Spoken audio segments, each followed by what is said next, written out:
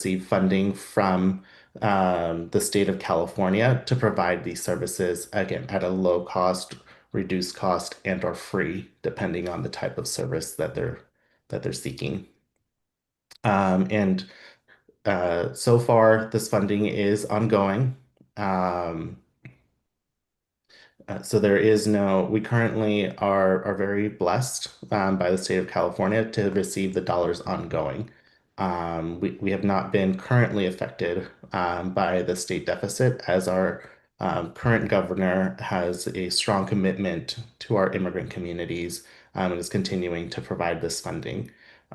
So I'll say that, and I'm going to knock on wood that we continue to receive these dollars.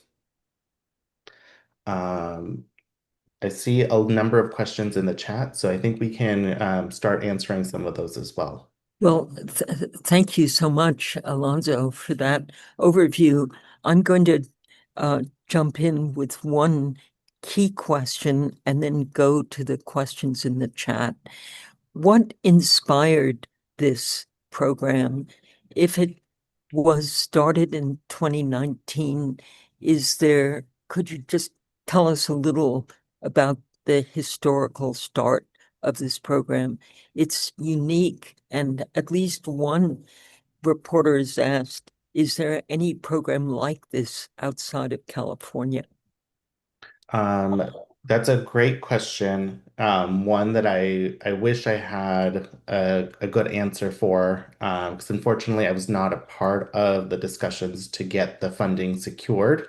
I was brought on board after the funding was made available, but we did do an in-depth study back in 2018 across our campuses that aligned with this work, where one of the top three recommendations of the Dreamers Project report was the need for comprehensive immigration legal services, and shortly thereafter, the state of California made the funding available.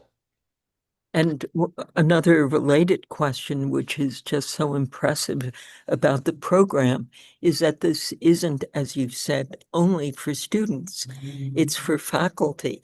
It's for whomever is working on the community college, be it a counselor, be it a food handler, be it a janitor. This makes it a very inclusive and comprehensive program. Could you just elaborate a little on that? Yeah, the best way to kind of explain it is anybody affiliated with the community college or the community college system. So one of the 116 campuses is eligible to receive the benefits. Our priority is to support students, but where we serve about 95% of that is students, with the other 5% or so being our faculty and our staff and individuals that are working on our campuses, like you said, food handlers, groundskeepers, maintenance, anybody that is currently employed and affiliated by the community colleges is eligible. Great. And I think you also mentioned a question around, how is this available in other states? And currently, California is the only state that has fully funded immigration legal services for the three systems of higher education. So while the community colleges have this infrastructure, the Cal States and the UCs also receive some funding to provide immigration legal services. And so they're all a collaborative effort in this program as well. Four out of the 10 organizations providing services to the community colleges also provide services to the Cal State system. And that was done intentionally so that there is continuity of services if a student is transferring to one of the 23 CSU campuses. And then if students are transferring to a UC system, the UC system also has free immigration legal services. And so finderallied.com/CSU is the URL for the Cal State Legal Services, finderallied.com/UC for legal services at the UC system. Great. A question from Nestor Fantini. Nestor, Mr. Garcia has addressed some of what you asked, but do you want to ask your question? Yes, thank you. Pantini from HispanicLA.com. Thank you, Mr. Garcia. For undocumented students, safety is probably the number one priority nowadays, of course. So, taking into account that the immigration authorities don't seem to respect any boundaries, not even legal boundaries, and have entered the courthouses, schools, hospitals and other facilities, public facilities, and of course they enter to arrest migrants. How safe, how safe should the students feel when meeting with your representatives? I couldn't actually pivot that question to my colleague Yadira since she is a one of the attorneys working on this project, if that's okay. Yeah, Of Great. course, thank you. Yadira, why don't you jump in and respond to that question?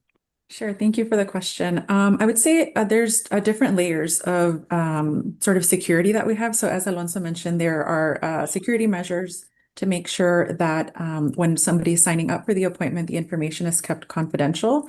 On our end, as the legal service provider, we also have sort of our intake form and our consultation contract that lays out confidentiality. So it lets them know sort of attorney-client privilege and just confidentiality in general. On campus, we try to maintain the location where services are being sought private until someone actually books the appointment. And we don't share the location with the student until very shortly before. At the campuses where I would provide services, for instance, we've also taken measures to make the office as private as possible by offering coverings on the doors and things like that. We try to keep the offices outside of the Dream Resource Centers when possible, to again ensure that anybody who's walking by doesn't know whether we're meeting, for immigration purposes or for other types of meetings. We host trainings with the different campus administrators on confidentiality. We actually just had our training last week with all of the campuses to explain to them why we can't share information even with the campuses. Oftentimes, we get referred students from the Dream Resource Centers, and they want to know like follow-up information. Were you able to meet with the student? Is the student going to qualify for something? And at all points, we have to decline to answer those questions because of attorney-client privilege and confidentiality. Other things that we do, as Alonso mentioned, is we offer virtual services. So often the student doesn't have to come to campus if that's not something that they're comfortable with. And we also will sometimes schedule people to come to our general office instead of the campus in case safety is a concern. Other measures that we take are when we're going to court, for instance, for cases like special immigrant juvenile status that have a state court component, there are options to appear virtually. We also can make those requests when we're appearing for non-detained removal proceedings. So we try to ensure that these. That's a tremendous response to the Sorry. question. Let me Okay. let me go back to a couple of questions for Sure. or for Alonso, but thank you so much. Araceli Martinez asks, do you have any data on how many people this program has helped? And I think you gave us a figure, Alonso, but are you seeing an increase or any data on the impact these services are having on the community college Yeah, communities? while we've supported about 30,000 students or so over the last, 5 years, in the last 9 months or so, we have seen an uptick in our services where students are coming to us for, a number of reasons, given the Trump administration and how they've repositioned their immigration positions. And we've seen over 9,000 students in just the last 8 months alone Wow. across the state. And, we would be in a traditional year, we'd see maybe 3 to 5,000 students. And so we've almost doubled the number of students that are seeking services in just the last 9 months alone. And a related question is, has there been, or people have read about a decline in overall enrollment in community colleges? So seeing this increase per capita is just, I think, an indication of how very valuable these services are at this point in time. Yeah, I don't have that information readily available on, where our student population is. But I can, anecdotally see that our we're coming back up to pre-pandemic numbers. So we're at about 2.1 million students or so across the community college system. And like I said, it's fairly challenging for us because of the number of protections we have in place where we can't fully estimate the number of students across our system that are immigration impacted. Right. A related question, and then we'll move on to Yadira and have time for follow-up questions at the end. How are you supporting immigrant students in navigating healthcare, for example? If the legal services are restricted to just legal issues, but there's so much overlap with accessing other important services.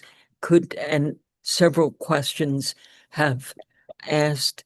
So, the legal services are strictly related to immigration policies and adjustment of statuses.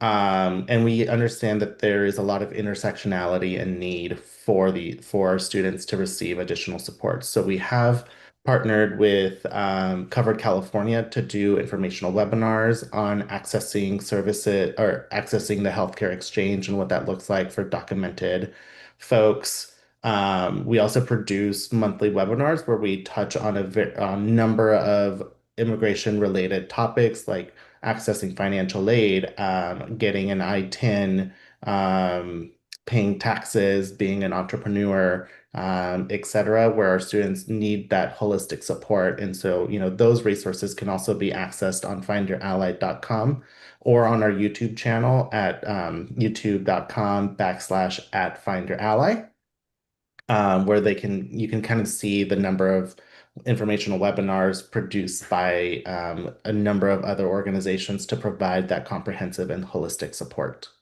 Great. And one final question before we move to Ms. Vasquez. Ms. Vargas, how are these services provided? For example, legal services, are there agreements with law firms? Who are these great legal advisors, counselors, and lawyers? Where do they come from? Yeah, so the California Department of Social Services has a vetting process where individuals need to be practicing for 3+ years, need to be a vendor with the state. And so we have chosen 10 organizations across the state, Caresen being one of them. We also have partnered with Cheerla for additional supports in the Sacramento and LA area. The UFW Foundation. You can go to findyourally.com and all of our partners are listed on our website. And all of the services are provided in person or online, depending on the student's preference. And again, all of the services are free of charge. Accessing them in order for them to be eligible for that continuity of services, they need to go through findyourally.com, or one of the 10 organizations that are supporting this work. Unfortunately, we're not able to provide any reimbursement or connect them to or being able to provide that reimbursement if they've sought services elsewhere. If they'd like a second opinion, they're also welcome to come to us and we can provide, a different perspective maybe. Or if they've met with an attorney and it's been over a year, please, encourage them to come and seek services because immigration policies, like we've seen, are ever evolving or life circumstances change. And so, they might not have been eligible for something a year ago, but because, they've experienced a crime or been a victim of something, they now might be eligible for something. So you know, if you've seen an attorney before or weren't satisfied, let's get a second opinion, or let's revisit a case or something else that might be going on. Okay, thank you. There are a number of questions, if you don't mind Yes. scrolling through the chat, that you might want to answer in addition. But thank you so much. And we'll come back with final questions. Our next speaker is Yadira Gutierrez Vargas, supervising attorney with the Central American Resource Center. Ms. Vargas, welcome back. Thank you so much, Sandy, and thank you so much for having me here today. I was going to introduce myself, but I'll just move on to talk a little bit about my personal connection to the work. So I have a personal connection to the immigration field because I come from a mixed status family, and also just a connection to the community college system, as I took classes many years ago at the community college, but prior to transferring and going to law school. A little bit about Carecen. Our department provides services to 12 community colleges in the greater Los Angeles area and also 8 of the CSU campuses. And in my current role as a supervising attorney, I supervise attorneys and paralegals that offer services at various campuses that we service. And I'm newer to this role. I was recently a staff attorney, so I also have a very recent experience providing direct services to community college and Cal State students.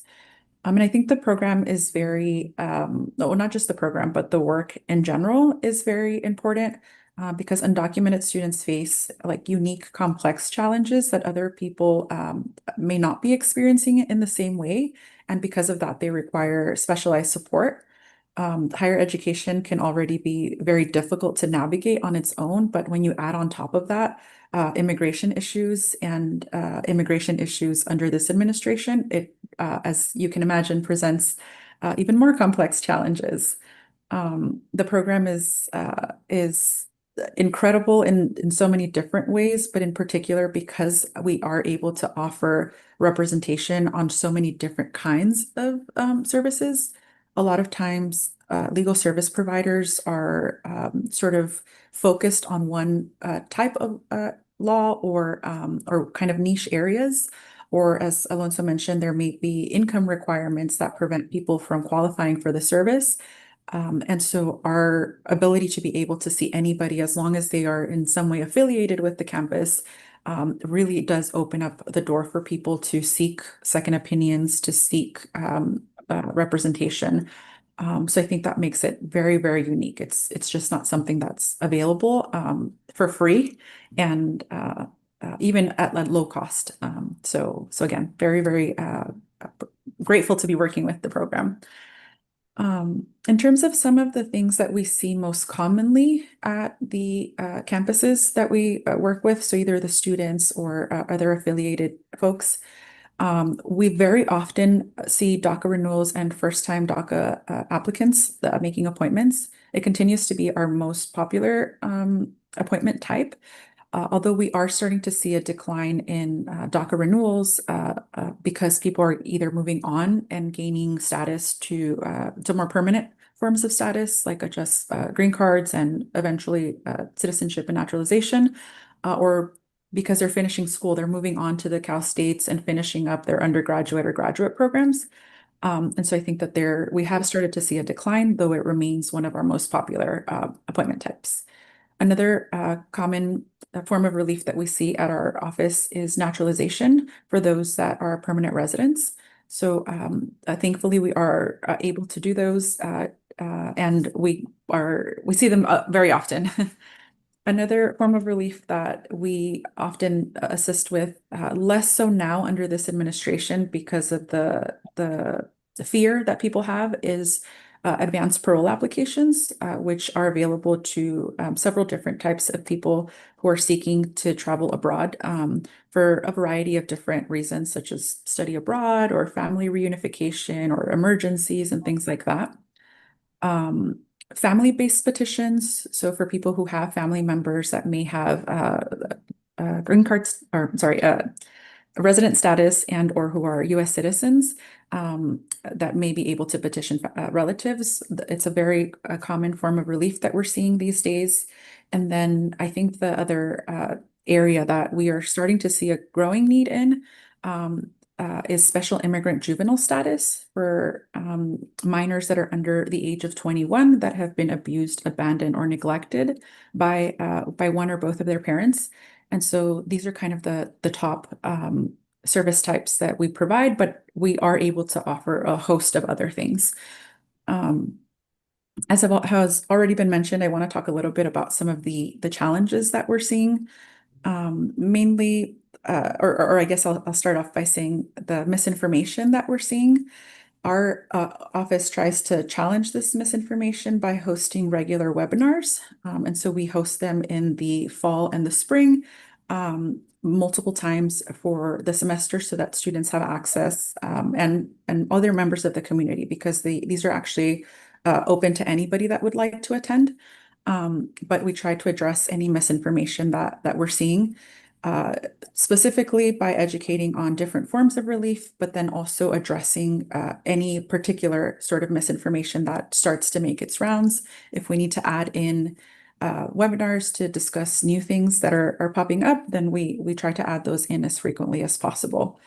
Other things that are a challenge in doing the work are sort of dealing with the fear of people being scammed. We see a lot of notario fraud in immigration law, and so we try to do our best to educate people to seek reliable legal advice, either through our services, or if not available through us, then through a reputable source. And so that is something we try to combat through every single webinar, anytime we meet with admins, anytime that we speak to a student or somebody that's affiliated with the campus. And then other things that we also see are, as somebody mentioned, kind of dealing with the mental health of people that are seeking our services. As attorneys and legal service providers, we're not fully equipped to deal with that sort of thing, but we do a lot of great work to connect students and other folks to community resources when possible, and or to resources on their campuses. Another challenge we're seeing are financial barriers, especially under this administration. We've seen an increase in fees associated with either the application or other fees that have been tacked on. And so we're always very grateful when we're able to connect people to filing fee sources. There are also other fees Could you just explain that a little more? Filing fee, I know Mr. Garcia referenced that as well. I think that's such a detail that needs to be a little elaboration will be very helpful. Sure. So at our particular, again, this is going to vary depending on the legal service provider, but at our organization, we have funders that we have connected with that have made filing fee assistance available for various types of things. And so a lot of it is for DACA, as Alonso mentioned, advanced parole and naturalization. But there are some funders that we connect with that are able to fund other types of applications. A lot of the campuses have also taken great initiative in setting up these funds to cover certain types of application fees. So depending on the campus, there may also be additional filing fee assistance. And then there are sometimes private donors that like to fund various types of things. And so oftentimes it is to help cover filing fees, because it can be a great barrier for someone who's in school already having to pay for their education, who may or may not be able to work because they may or may not have a work authorization. And so it's very important to have access to these filing fee assistance programs. And they vary. Some are, as long as they're a student, they are eligible. For others, there are income requirements or sort of requirements about living in a certain geographical area. And so that will vary depending on the funder. Great. Mhm. We would love to hear from you Mhm. some specific examples of students you and your team of legal service providers have recently worked with. Are there one or two stories you could share with us, or perhaps testimonials from people who benefited from these services? Sure. So I can think of, the one I wanted to share today is someone who is a community college student at ELAC, so East LA Community College. This particular person we assisted in various stages of her case. And so she initially came in for assistance with DACA renewals. Later, she had a sort of a family emergency that she needed to deal with outside of the country. And so our office assisted her in filing her advanced parole application so that she could go be with her sick family member. After that, shortly after that, we found out that she got married to somebody with status. And so we were able to assist this particular client on filing a family petition along with a green card application, which granted her conditional residence. Their marriage was not very long, and so USCIS adds this additional hurdle. So now we're in the process of helping her remove conditions to her green card so that she has a regular green card. And in a few months, we'll be able to assist her with her naturalization application so that she can become a citizen. And we've been able to do this. She started off as an ELAC student and has now transferred over to the CSU system. And so thankfully, we've been able to assist in each part of her case over all of these years to get her to this stage. And now she's going to be able to assist other family members potentially that don't have permanent status. So it's really, I think it's very reflective of what the program has been able to do in the few years that we've participated in through this one client at various stages of her process. And then another one I wanted to Very share. impressive. Yeah. That it, so often it's okay, one and done, and that's the end of it. But this shows a real continuity of support over several years. It's very impressive.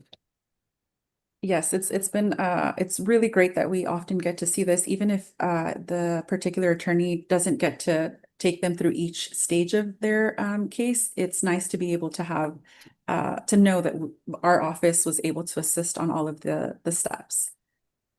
So yes, it's a great example.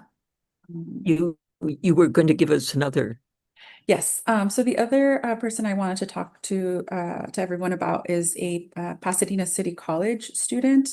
So this student came in to our office seeking a consultation. Their family had already sought a consult in the past with other legal offices, and they had not flagged that this particular client was likely eligible for special immigrant juvenile status, which again is for someone who is under 21 years of age that has been abused, abandoned, or neglected by one of their parents.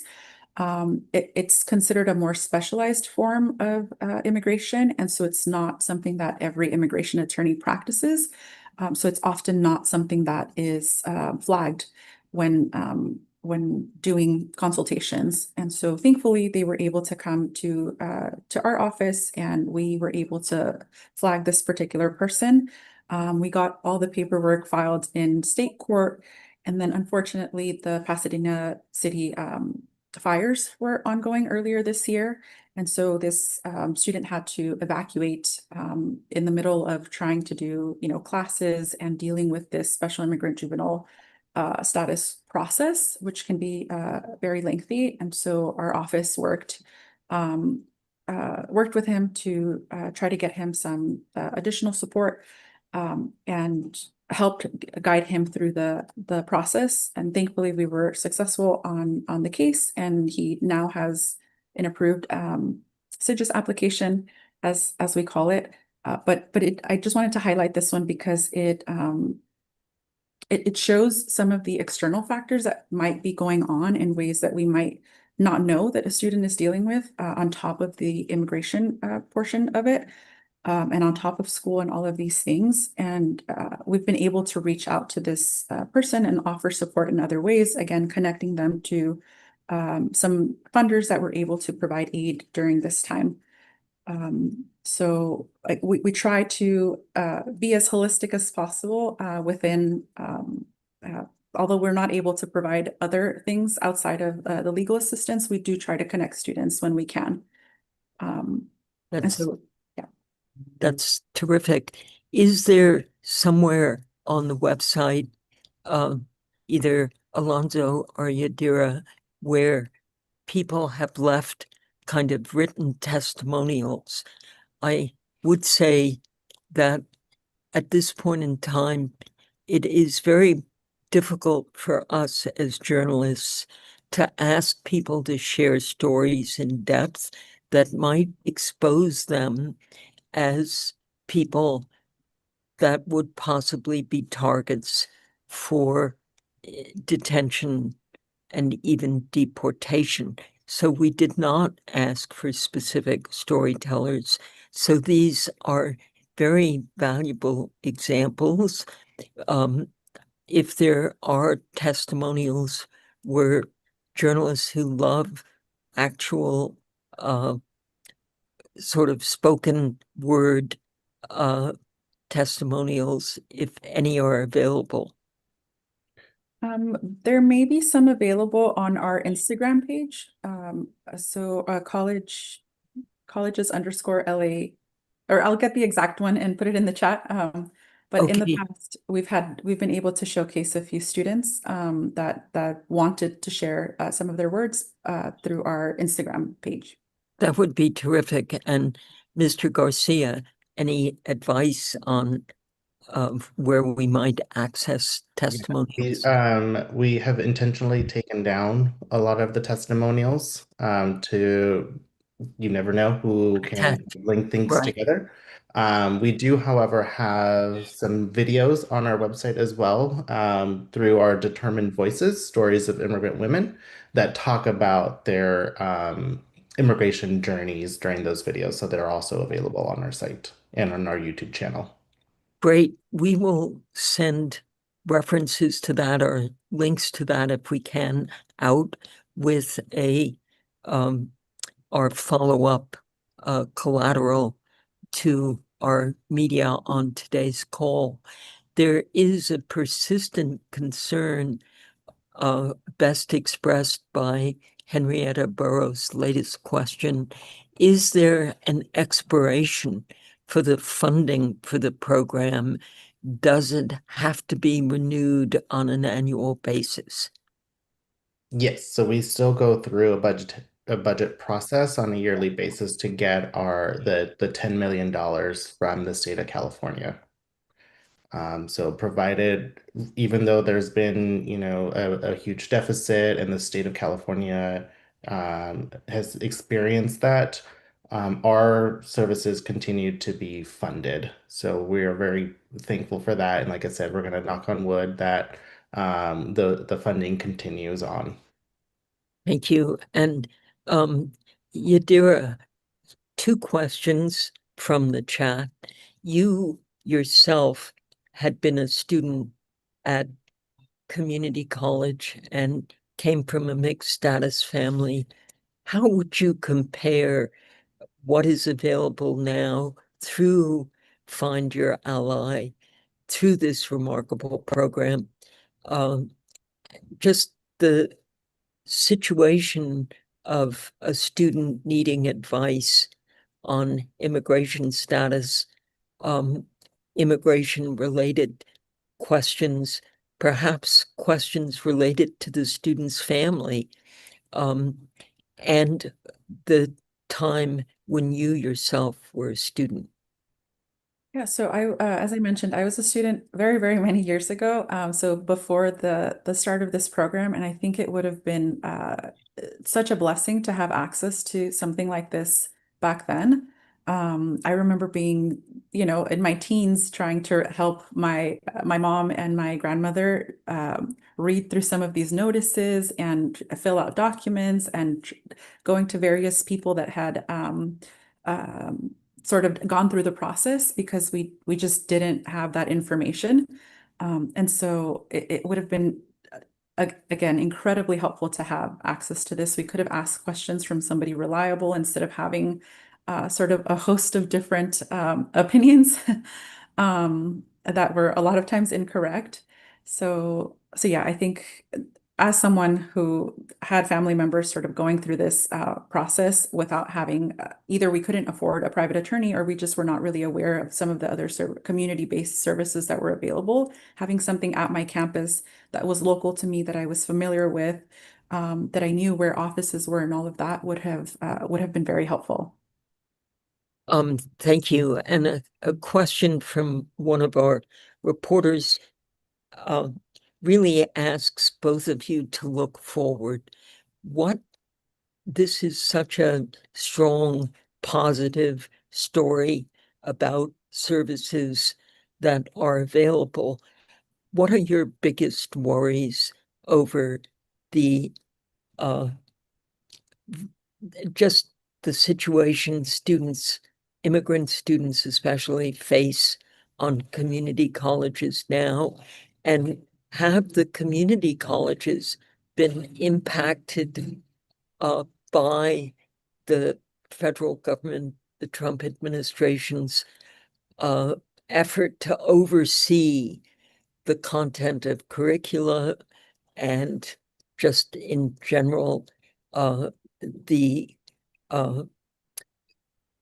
treatment and services available to especially students of color and immigrant students? Maybe we'll start, Alonzo, with you. What's your biggest concern on behalf of the students this program serves? And to what extent have community colleges been impacted by the kind of crackdown on universities we've seen by the Trump administration, from Harvard to UC? That's something I'm not privy, or I can't answer. I can share that it feels like just from looking at the news, that the Trump administration is moving the finish line when it comes to adjustment of status, whether it's, the recent changes to the H-1B visa process, where they're thinking about charging, $100,000 for that. Rate, as Yadida pointed out, they're raising the filing fees, removing some of those fee waivers, at changing the citizenship test and making it much more difficult. So it just feels like, as the administration continues to say that they should do it the legal way or the right way, they keep changing what that looks like, and it's making it much more challenging for those that are seeking their adjustment of status to be able to actually complete it in the manner that the Trump administration would like for that to happen. Thank you. That's an excellent answer. And Yadira, what are your deepest fears looking ahead on behalf of the students you serve? I think my greatest concern is that the actions by the administration are causing a chilling effect. And so a lot of people, even when they are eligible for forms of relief, are very afraid to move forward. So I think that would be my biggest concern, in that letting people know that if they are still eligible, that they should meet with an attorney to sort of weigh their risks. And if they are eligible, hopefully they can continue to move forward, because cases are still being granted. We are still getting approvals. The analysis just may take a little bit longer, and the conversations about the risks may take a little longer. But that's what we're seeing, is sort of a chilling effect. Thank you. And at a time, as Mr. Garcia mentioned, of very strong disinformation and misinformation, what would you most like to see our media do to support this program? And that will be the final question. What would be ideal for you? How can we be of help in getting the word out about this program? Mr. Garcia. I think the walk away, the call to action, I think I'd like for it to see is if they have questions, if they're hesitant, or there's something going on in their personal life that they might be fearful of, schedule a consultation, schedule a general consultation, ask all of your questions, make it virtual, if they are, concerned about traveling or being in person or being identified as seeking immigration legal services. They can do it virtually from their own home, and have some of those questions that they are, very, very difficult to answer because everything is a case by case basis, individualized. And so, they are, this is the first step. And then, our team can provide additional support and encouragement and engagement as they navigate this really complex process. Thank you. And Yadira Vargas, what's your hope in terms of the coverage we can provide? You're giving us a very strong,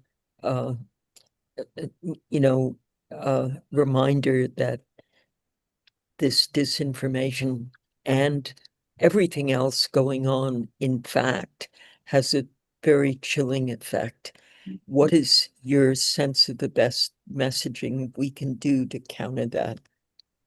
It's going to sound similar to what Alonso just mentioned, but please encouraging people to just come and get a general consultation, or to seek another one if they haven't had one recently. It's so important for someone to know if they're eligible for something or if they're not eligible for something so that they can avoid, again, being defrauded by people that maybe are not supposed to be giving legal advice. So that would be also my call to action is please make the appointment with us. Let us walk you through the different options that may be available to you so that you can make an informed decision. Well, this has been tremendously informative. Thank you both very, very much for sharing your expertise with us today. And I want to thank our media and our interpreters and look forward to sending follow-up reports to you of how our sector can amplify the information you've provided to us today for our audiences. Thank you very, very much. Congratulations on a tremendously valuable program. And now this conference